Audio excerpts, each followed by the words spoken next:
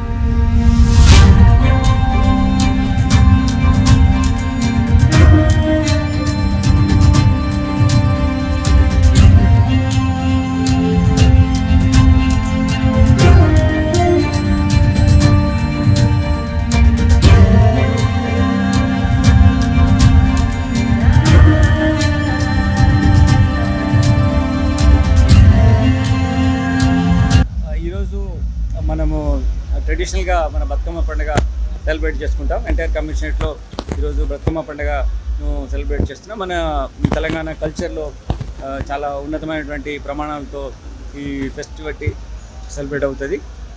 ఈ వాడే పువ్వులు కూడా దేవుడికి కాకుండా సామాన్య ప్రజలకు, సామాన్య మానవుడికి అందుబాటులో ఉండే పుష్పాలు ఇవన్నీ.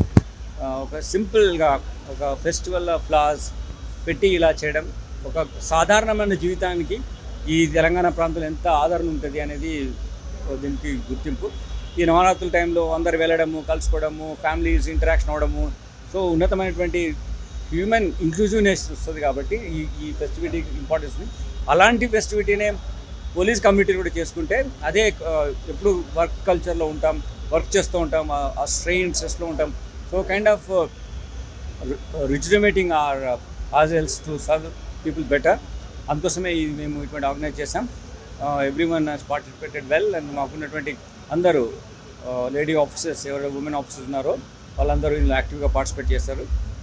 వాళ్ళకి just all DCPs and all to encourage them just